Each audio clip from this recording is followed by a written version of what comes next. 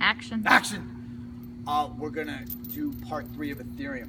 So, to continue on the previous points about Ethereum, Ethereum takes Bitcoin's premise of finding consensus among decentralized nodes through initially a proof of work algorithm, which is a huge problem to have solved in computer science for decades. This gets solved by Bitcoin. And Ethereum puts something on top of that. On top of this consensus among a decentralized ecosystem, Ethereum puts the smart contract. The smart contract is a piece of software code that sets the rules for the value of an exchange of wealth. So Bitcoin is an exchange of wealth. Ethereum sets rules for the value of exchange of wealth. And there's some layers to Ethereum. So if Bitcoin's fundamental backbone is a Bitcoin protocol or Bitcoin network, Ethereum has an Ethereum protocol or Ethereum network as its basis. On top of that is a layer called Ether, which is their coin. It's the native digital asset to the Ethereum ecosystem, in the way that the Bitcoin coin is the native digital asset to the Bitcoin ecosystem. The next layer on top of the Ethereum blockchain and then Ethereum Ether coin is a token, an ERC20 token, which should not be confused for a coin.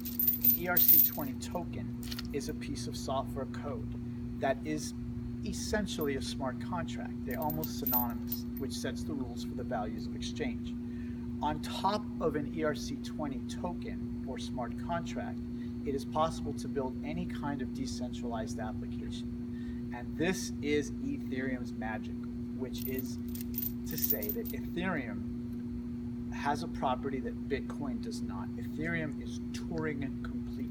Turing complete in the world of computer science means that in layperson's terms, it means that a set of computations can be run such that you can pretty much run any program you want. In other words, Ethereum is a giant supercomputer that is global. And anyone can come along and use everything, the layers I've just described, the Ethereum backbone, the Ether coin, the ERC20 token, the smart contract, build a decentralized application on top of it and have any function they really want to run. This is kind of magical. Now, a couple other points is to run any one of these decentralized applications in the Turing complete experience, you need something to power it, which is gas. Gas is the internal currency. If Ether is the native digital asset and the sort of external currency of Ethereum, the internal currency that drives the smart contracts and the decentralized applications, which need power to run, you need to pay miners to process these computations, it's gas. So the trick about a smart contract and a decentralized application is it does need the right power, the requisite power to run, but with enough power and enough resources, it can just run and run and run. So that's a big mouthful for Ethereum. You may have to watch this video a couple of times, but if you grasp all of that, you pretty much have Ethereum in your back pocket. And you can see how it's a giant quantum leap from Bitcoin. That's it for Ethereum. We got Desmond, it's litter night, it's another special night. I got jury duty tomorrow, I got meetings tomorrow. We've got a lot of exciting things going on that I'll talk about in other videos. It's sex night. It's sex night.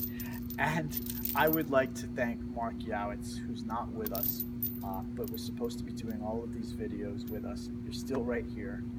Frank McGrath, Marissa Rivero McGrath, Callum Von Moger, Crypto Tips, Lark, Cedric, Amir, Ivan on Tech, Box Mining, Andreas Antonopoulos, you're all wonderful.